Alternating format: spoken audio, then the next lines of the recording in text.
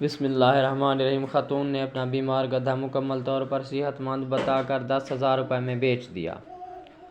ایک دن بعد گدھا مر گیا۔ خریدار نے خاتون سے شکایت کی، آپ نے مجھ سے جھوٹ بولا تھا کہ گدھا مکمل صحت مند ہے، بس ذرا موسم کی وجہ سے سست ہو رہا ہے، جبکہ معاملہ اس کے برعکس تھا۔ خاتون نے کہا کہ آپ ایسا کریں، میرا مرا ہوا گدھا پہنچا دیں، میں آپ کو 10,000 روپے واپس کر دوں گی، لیکن یہ بات بھی سمجھنے کی کوشش کریں کہ میں زندگی کی گارنٹی تو نہیں دے سکتی تھی۔ کسان نے پوچھا کہ مرے ہوئے گدھے کا آپ کیا کرو گی؟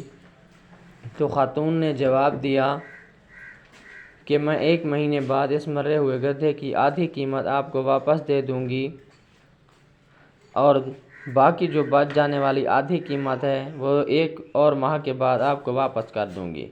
کسان نے کہا منظور ہے، میں مرا ہوا گدھا آپ تک پہنچا دیتا ہوں، پھر 1 مہینے بعد آ کر 5,000 روپے لے لوں گا۔ خاتون اور کسان اس بات پر ایگری ہو گئے۔ 1 مہینے بعد کسان واپس گیا تو دیکھا کہ خاتون کے پاس وہی مرا ہوا گدھا موجود ہے، لیکن اس نے کسان کو 5,000 روپے خاموشی سے واپس دے دیے۔ دوسرے ماہ کسان پہنچ گیا۔ کسان کو حیرت ہوئی اور پوچھا کہ آپ نے مرے ہوئے گدھے سے پیسے کیسے کمایا؟